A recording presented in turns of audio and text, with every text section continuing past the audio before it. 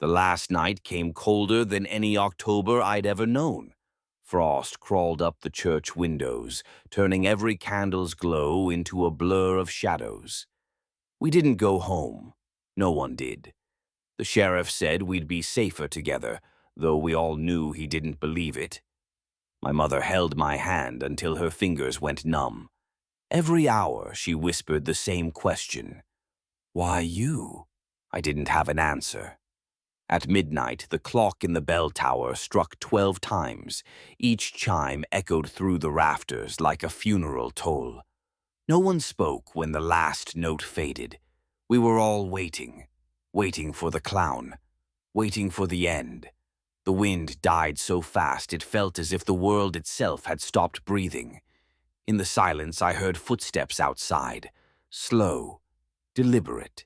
They circled the church once, twice. On the third circuit, the footsteps stopped by the door. I held my breath, staring at the knob, praying it wouldn't turn. But it did. The door swung open without a sound. He stood there, taller than any man I'd ever seen. His costume fluttered around him like rotted flags. His painted smile was so wide it split the sides of his face. He raised one gloved hand, beckoning me forward. The sheriff stepped between us. "You're not taking him," he said. The clown tilted his head. In the candlelight, I saw the red balloon drifting behind him. And then, slowly, he spoke. "It's time." His voice was soft, almost gentle. The sheriff lifted his revolver and fired. The shot cracked like thunder.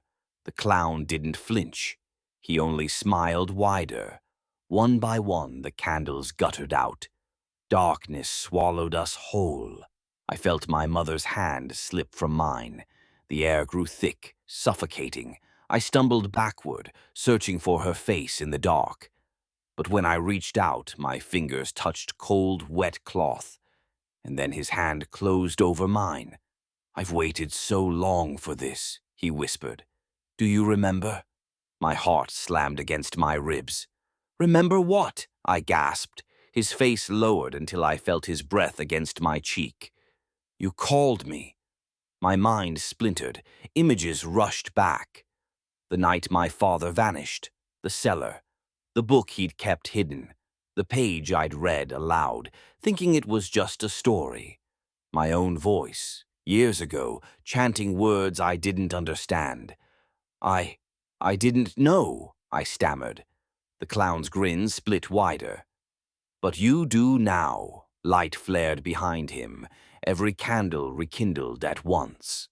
The townspeople stared, eyes glassy, mouths hanging open in identical smiles. My mother stood among them, her lips curved in the same grotesque grin.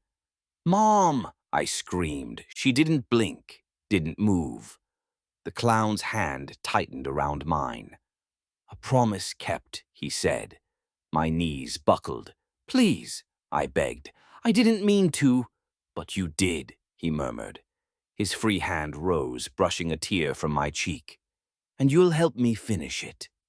I looked past him at the crowd, at my friends, my neighbors, my mother, frozen in that monstrous smile. And then I understood. This was never about taking one of us. It was about taking all of us. One by one, the townspeople stepped forward. Each placed a hand on my shoulder. The clown leaned close. "Smile wide," he whispered. And in that moment, I felt my lips curling against my will, stretching into an impossible grin. My jaw ached. My cheeks split. But I couldn't stop. Because this was what I had summoned. This was my doing. As my vision blurred, I heard the last words I would ever know.